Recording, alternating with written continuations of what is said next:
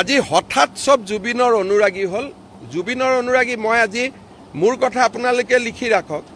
২৬ এপ্ৰিলত যিদিনাখনে ভোট গ্ৰহণ হৈ যাব, এই এজনো মানুহ জুবিনৰ লগত নাথাকে। মুখ্যমন্ত্ৰী ডাঙৰীয়া, আপোনাৰ এই মন্তব্যৰ যোগেদি আপুনি এগৰাকী সত্তাক অপমান কৰিলে। এটা কথা খুব দুখ মনেৰে কওঁ যে জুবিনদাৰ শেষকৃত্যৰ সময়ত আপোনাৰ যি সবল স্থিতি আছিল সেয়া সঁচাকৈ প্ৰশংসনীয় আছিল। এজন জুবিন অনুৰাগী হিচাপে আপোনাৰ পৰা জুবিনদাৰ মৃত্যুৰ ন্যায়ৰ ক্ষেত্ৰত এনেধৰণৰ ৰাজনৈতিক মন্তব্য আমাৰ ভাৱনাৰ অগোচৰ আছিল।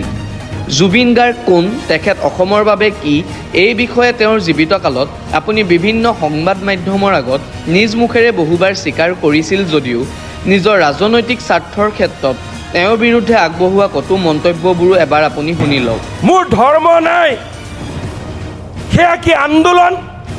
কোনোবাই ক'ব মোৰ ভগৱান নাই, সেয়া কি আন্দোলন?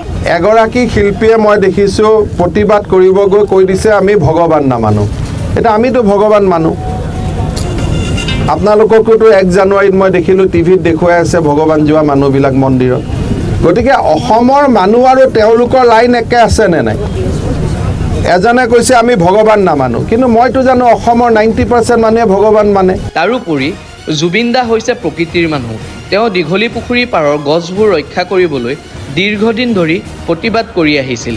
তেন্তে মুখ্যমন্ত্ৰী ডাঙৰীয়া, জুবিন দাৰ মৃত্যুৰ ঠিক পিছতেই কিয় দীঘলী পুখুৰীৰ পাৰৰ গছবোৰ কাটি পেলোৱা হ'ল? এয়া তেওঁৰ প্ৰতি চৰম অৱমাননা নহয় জানো? জুবিন গাৰ্গৰ ক্ষেত্ৰত কৰা ল'ৰা ধেমালিৰ পৰিণাম কি, ইয়াৰ আভাস অসমৰ জনতাই আপোনালোকক ইতিমধ্যে দিলেই। এতিয়া আপোনাৰ ভাষাৰে কওঁ শুনক, ইয়াৰ উত্তৰ আমি অসমৰ ৰাইজে আপোনাক 2026 চনত দিম। দিবিনে